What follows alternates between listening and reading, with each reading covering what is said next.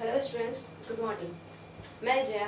मैंने अपने पिछले लेक्चर में आप लोगों को हिंदी किताब का पहला अध्याय कविता द्वारिका प्रसाद महेश्वरी जी के जो द्वारा लिखा गया था उसको मैंने पढ़ाया था। आज उसी अध्याय का प्रश्नोत्तर है, तो शुरू करते हैं पहले क्वेश्चन से, पेज नंबर 9 का।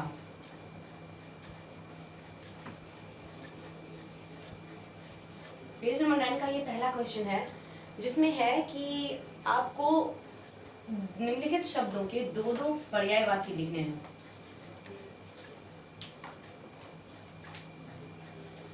आपको निम्नलिखित शब्दों के दो दो पर्यायवाची शब्द लिखने हैं।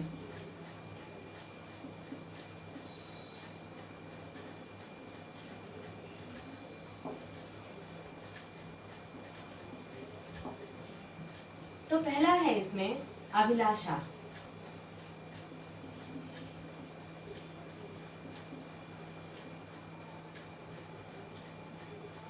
दूसरा है नभ। तीसरा है उपवन। इन सभी शब्दों के दो दो पर्यायवाची लिखने हैं। अभिलाषा का हो जाता है पहला इच्छा, दूसरा कामना। नभ का पहला हो जाता है आकाश तथा गगन। उपवन का ठीक उसी प्रकार पहला हो जाएगा बगीचा और दूसरा हो जाएगा वाटिका। तो पहला प्रश्न ये था।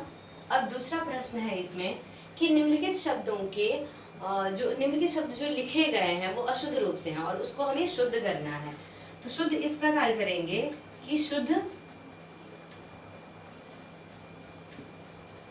करें, यानी कि शब्दों को शुद्ध करना है हमें। तो पहला शब्द है उज्ज्वल, जो कि इस प्रकार लिखा हुआ है। तो इसका शुद्ध वर्तनी हमें लिखना है। फिर है निर्मलता,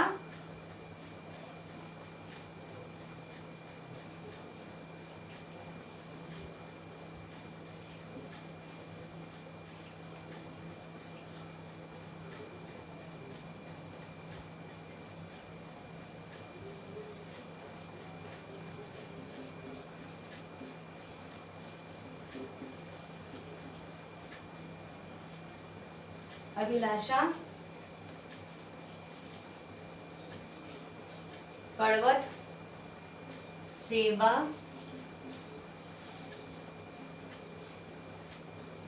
और है दृढ़ता। ये सारे शब्द जो लिखे गए हैं वो पूरे के पूरे अशुद्ध हैं।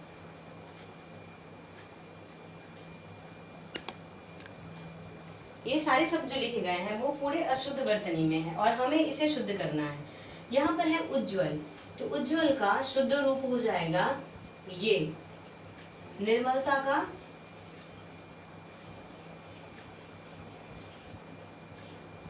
अभिलाषा का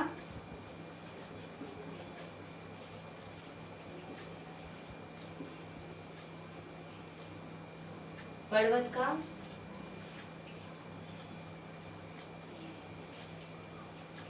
सेवा होता है, सेवा नहीं। अब है दृढ़ता।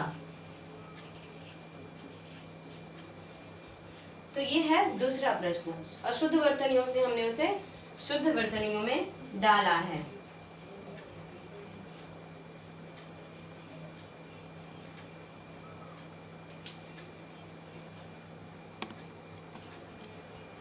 अब आता है हमारा तीसरा प्रश्न। तीसरा प्रश्न है कि आपको एक ये शब्दांश है उपसर्ग का। उपसर्ग शब्द से आपको उपसर्ग शब्द से उपसर्ग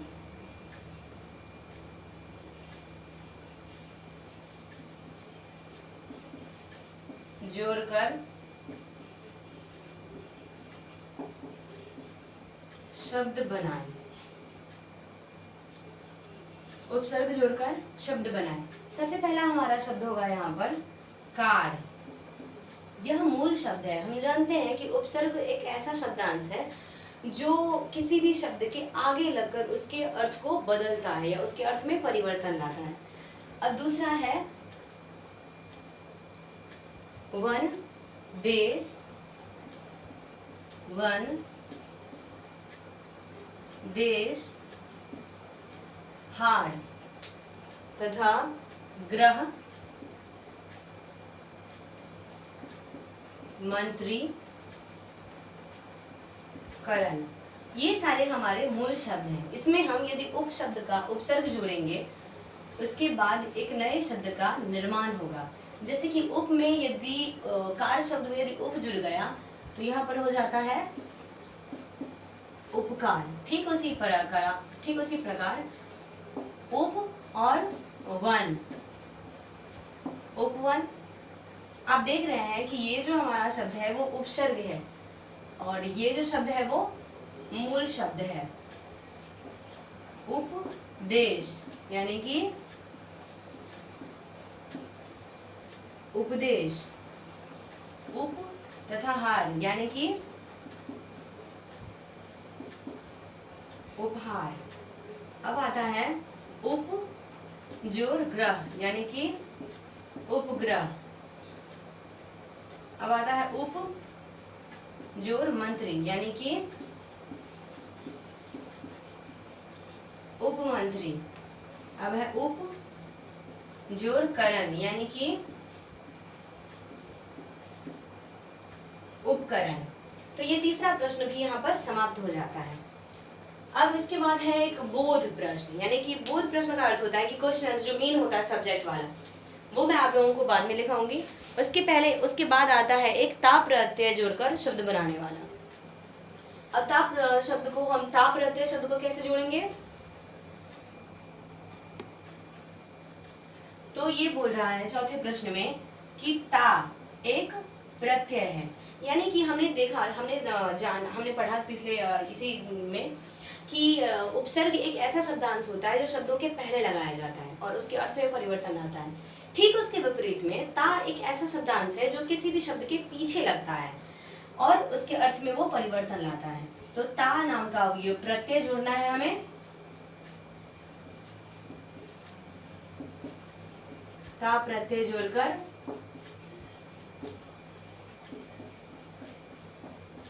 शब्द बनाएं। पहला शब्द है यहाँ पर निर्मल।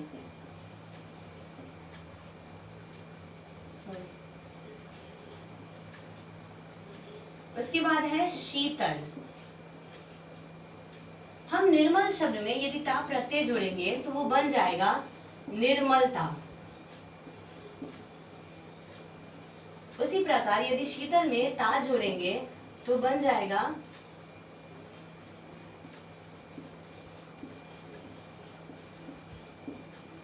शीतलता। ठीक उसी प्रकार है दृढ़। दृढ़ में यदि हम ता जोड़ेंगे तो बन जाएगा दृढ़ता। ठीक उसके बाद सहनशील।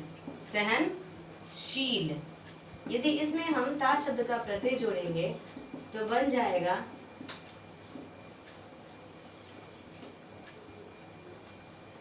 सहनशीलता।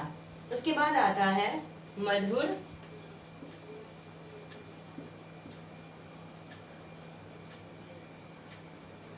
मधुर में यदि हम ता जोड़ेंगे तो बन जाएगा मधुरता। उसके बाद आता है मम। मम शब्द में यदि हम ता नाम का प्रत्यय जोड़ेंगे तो बन जाएगा ममता। तो ये प्रश्न भी समाप्त हुआ। अब चौथा प्रश्न यही था कि ता प्रत्यय जोड़कर हमें एक नए शब्द, यानी कि ऐसे शब्दों में ता नाम का प्रत्यय जोड़कर हमें एक नए शब्द का निर्माण करना था। तो निर्मल में जब ता हमने जोड़ा तो बन गया निर्मलता। ठीक उसी प्रकार है कि यदि शीतल में हम ता जोड़ेंगे तो बन जाएगा वो शीतलता। दृढ़ में यदि ता जुड़ा तो बन जाएगा दृढ़ता। सहनशील में यदि ता जुड़ा तो बन जाएगा सहनशीलता। मधुर में यदि ता जुड़ता है तो बन गया मधुरता। मम में यदि हम ता जोड़ेंगे ता नाम का प्रत्यय तो बन जाएगा ममता। तो इसी प्रकार था ये प्रश्न हमारा जो कि बन गया। अब पांचवें प्रश्न में बोल रहा है हमें पंक्तियां पूरी करने को।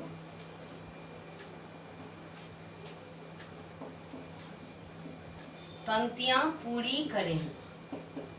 पंक्तियां पूरी करने में कविता की एक पंक्ति लिखी जा चुकी है, जैसे कि सूरज सा चमकू में,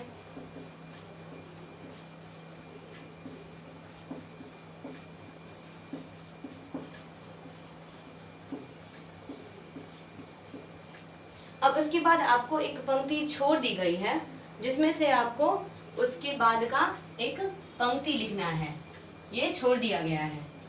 उसके बाद है झलमल झलमल उज्जवल, ये पहला था, ये दूसरा है।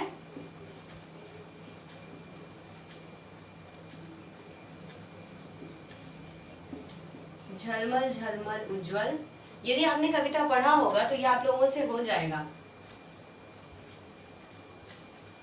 झलमल झलमल उज्जवल, फिर यहाँ पर है खाली पंक्ति, इसमें आपको उस कविता की पंक्ति लिखनी है। उसके बाद है तीसरा मेघों सा मिट जाऊं,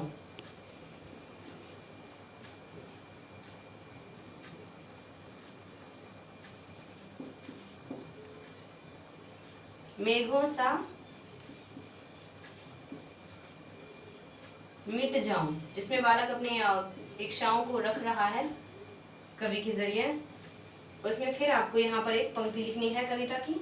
अब उसके बाद है चौथा सेवा के पथ पर, सेवा के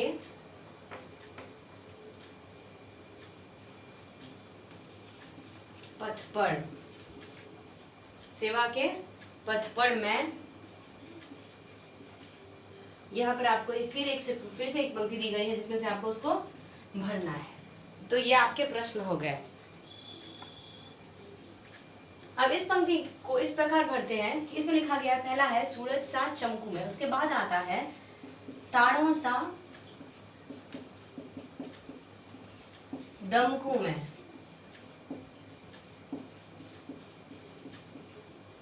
ठीक है। उसके बाद आता है अब दूसरा है झलमल झलमल उज्जवल चंदा सा चमकू में,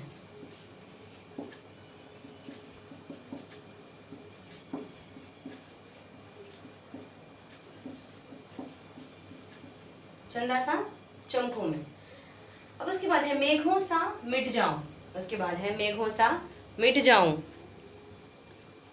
मेघों सा मिट जाऊं के बाद हो जाएगा सागर सा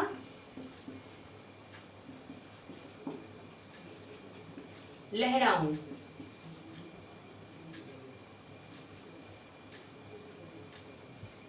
उसके बाद है चौथे में सेवा के पथ पर मैं सुमनों सा बिछ जाऊं,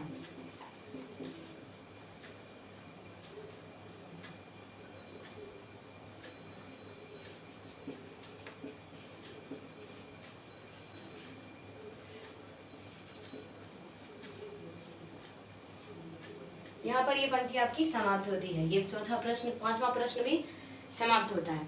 अब है उसके बाद हमारा कुछ मेन क्वेश्चन आंसर जो कि सब्जेक्ट से लिया गया है, तो वो मैं आपको अपने नेक्स्ट लेक्चर में पढ़ाऊंगी।